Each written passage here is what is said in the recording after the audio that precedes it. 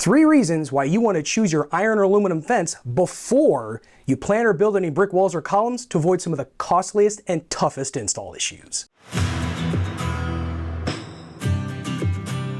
Hey everyone, Jason from Iron Fence Shop.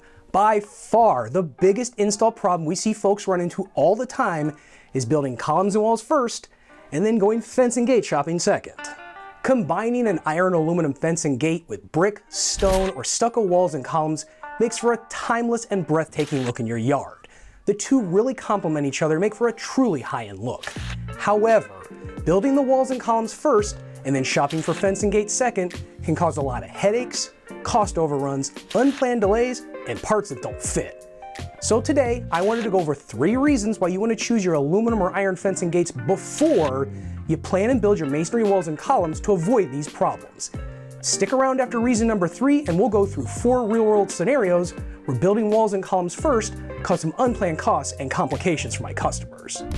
Reason number 1 to choose your fence and gates before building your walls and columns is fence and gate specs vary immensely between brands and application. Folks often think that all iron and aluminum fence and gates are built to the same specs between brands and for every application. However, that couldn't be further from the truth. For instance, if you assume all 8-foot wide iron fence panels are actually 8 feet wide, and all 4-foot wide gates only need a 4-foot wide opening to fit, come install time, you're going to find out that is not the case and be stuck with a big problem. For example, my stronghold iron fence panels are true sized. If I sell you a 4-foot tall by 8-foot wide panel, then it is 4-foot tall sitting on the ground and 8-foot wide from end to end. Most of my competitors' 4-foot by 8-foot iron fence panels are actually 3-foot 11 inches tall and 7-foot 10 inches wide to shortcut materials for a cheaper price. Not knowing about build variances between brands in a yard setting isn't as hard to work around. If you weren't aware of these in planning your fence layout, you could push the fence line in or out a little and adjust where the posts go.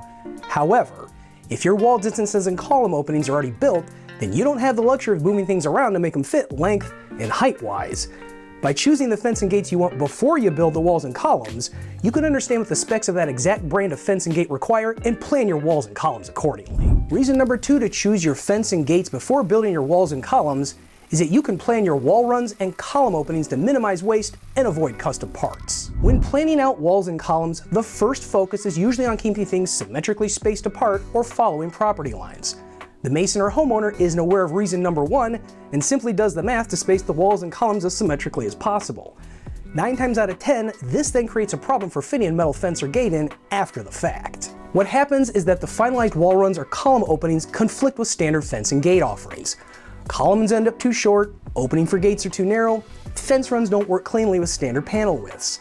This then leads to the customer having to buy additional fence panels with lots of panel cuts and waste, or have to wait longer and pay more for custom fences or gates that fit those fixed openings.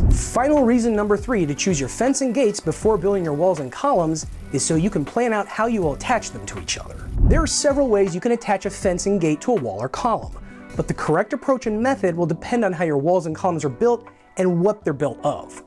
Some fence and gate hardware may work to attach directly to your column or wall, while others won't. It often comes down to the specific details of how the wall and column is built, what it's built of, and what hardware your chosen fence and gate maker decides to use. This is especially true in mounting on top of walls with columns on the ends. Sometimes a wall or column is simply not built to properly attach a fence or gate to. Picking your fence and gates ahead of time, understanding spacing and hardware requirements, and discussing your wall and column construction in advance will ensure you'll be able to attach your fence and gate the way you want to come install time. Now that we've gone over 3 reasons why you want to choose your fence and gates before you build your walls or columns, I wanted to go through 4 real-world scenarios where not doing so required purchasing additional materials or caused headaches for my customers. Building your walls and columns first, and then shopping for fence and gates second is so prolific a planning issue that all 4 of these examples literally happened within the last 30 days and are just a sampling of the type of issues I see folks run into on a monthly basis. Real-world scenario number 1 is custom panel widths or lots of cuts and panel waste. In this example, the customer built 10 beautiful brick columns in their front yard. With the columns completed, they now wanted to fill the 9 openings with my 5-foot tall iron puppy picket fence.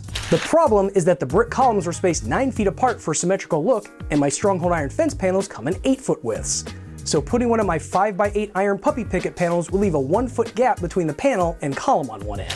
Since the columns are built 9 feet apart, and 8 feet wide is the industry standard for iron fence panels, this customer now only has 2 options. Option 1 is they have to buy 2 standard 8-foot wide fence panels and a post for each 9-foot opening. The post will have to be concreted in the ground, and then the customer will have to cut each panel to roughly 4.5 foot wide to attach between the post and column. This will easily double the cost to fill each 9-foot opening and have them throwing away 3.5 feet worth of each 8-foot piece. However, with this solution using standard panels, they can at least get the materials right away. Option 2 is a custom-built 5-foot tall by 9-foot wide panel that will fill the openings between the columns. However, this custom option will have a longer lead time and higher cost than the standard 5x8 panel. Custom lead time is usually anywhere from 8 to 16 weeks versus only a 1 to 2 week wait for standard size panels. Keep in mind too that custom panel widths aren't always the solution. In this case, a 9-foot wide custom panel is acceptable. However, we get folks wanting 10-foot and 12-foot wide custom panels to fill column openings. Fence panels that wide could potentially sag with time or bend if stood on.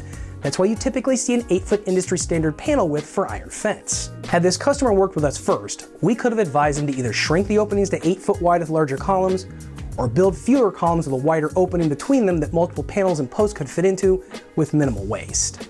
However, with the columns already built, they now have to choose between 2 more expensive options to fill the openings with an iron fence.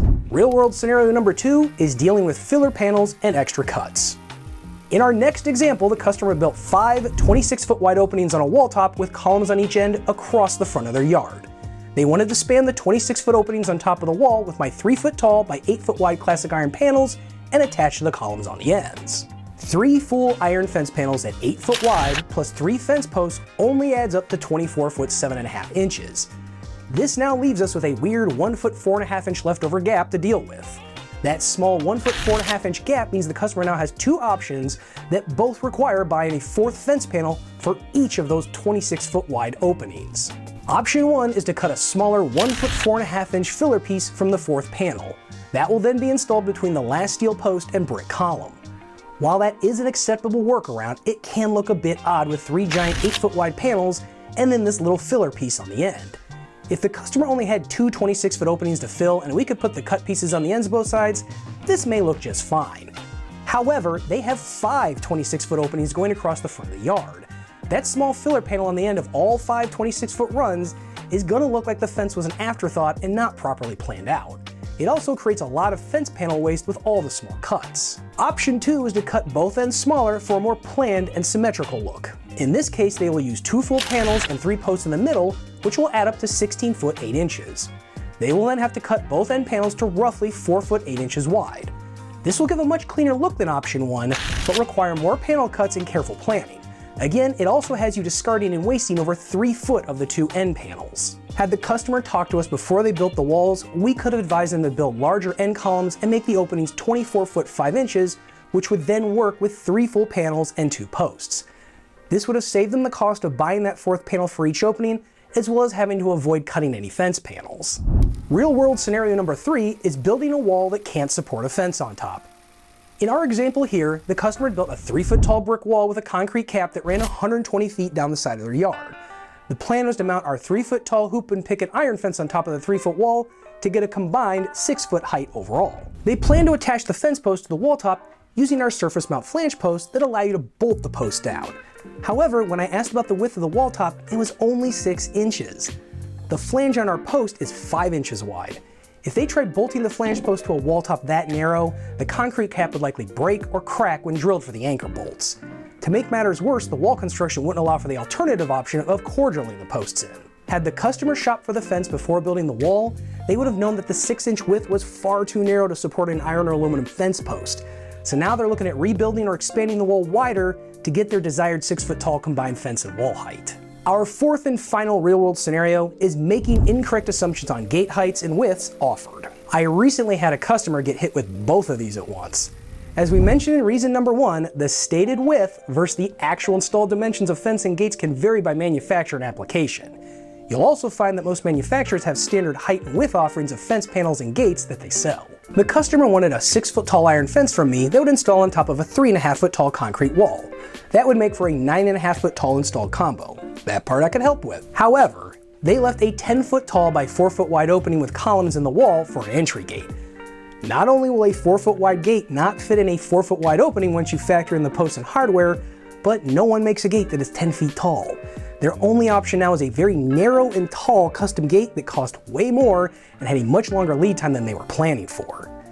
Had they worked with us before building the wall, we could have let them know that they needed to plan for a wider gate opening in the wall and that something that tall was going to be custom and tough to build and ship at a reasonable cost. So there's 3 reasons and 4 real-world scenarios on why we always recommend choosing your iron or aluminum fence and gates before you build any masonry columns or walls. Be sure to check us out here at ironfenceshop.com. Want some more information on those iron flange posts used to bolt a fence to your masonry wall top? Check out this video we did. If you have any other questions, you can shoot us an email at sales@ironfenceshop.com or give us a call at 800-261-2729. We look forward to hearing from you.